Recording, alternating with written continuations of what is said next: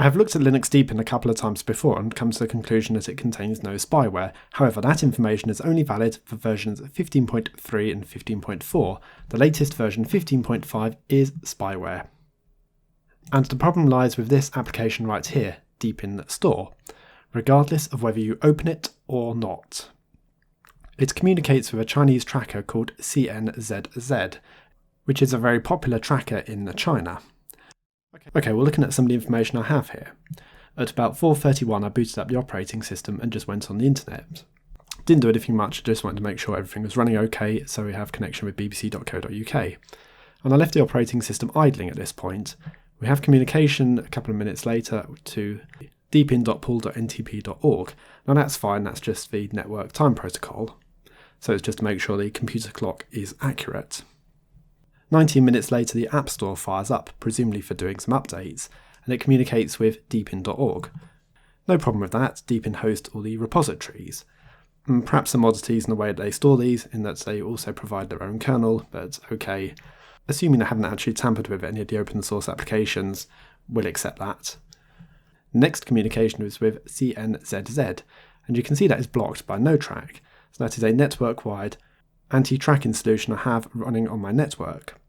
So yeah, blocked by NoTrack list. That is quite alarming, and we'll have a look at that a bit further in a moment. The next communication is with unencrypted, and let's have a look about that.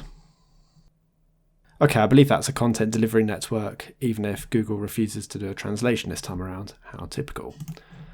So okay, we'll accept that, no problem, because Deepin have to host a large number of files, potentially to a large number of users. So that would make sense for them to use. Everything else there is Deepin packages, so okay. It would be nice to get some sort of confirmation that Deepin App Store was the cause of tracking, and indeed we can with netstat.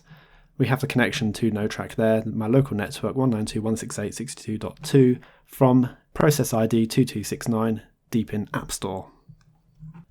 Looking at the information in a Wireshark packet, we can see the time fires up, even though it's UTC and British summertime, hence the 1 hour difference. That is cnzz.com.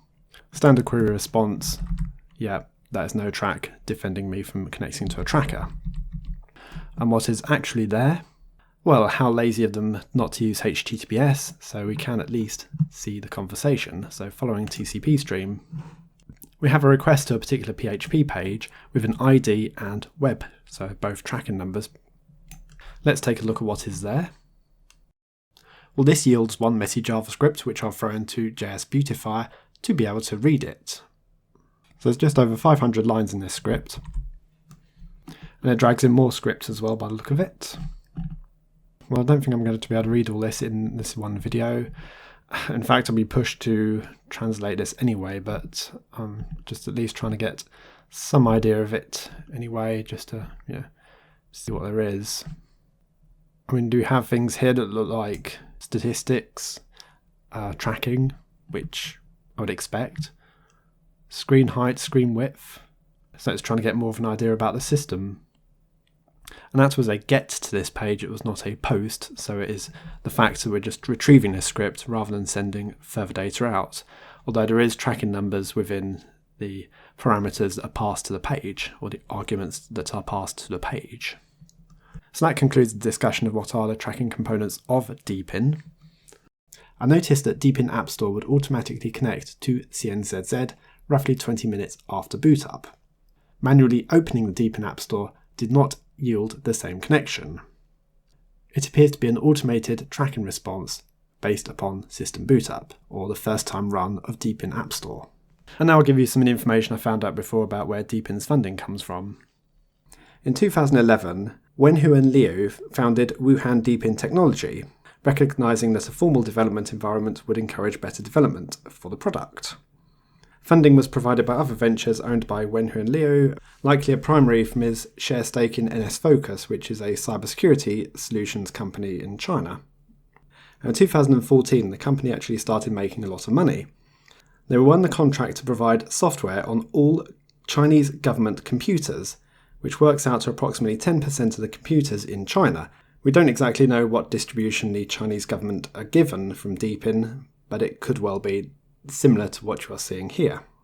This was the first time that Deepin really started making money.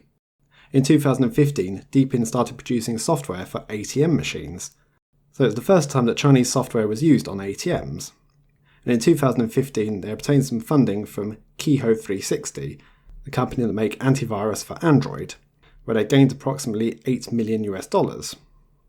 In 2016, they were involved with a cloud-based music platform in China, and the owner, Wenhui Liu, manages 5 other tech ventures which are all based around security. Well, thanks for watching. I'll see you all later.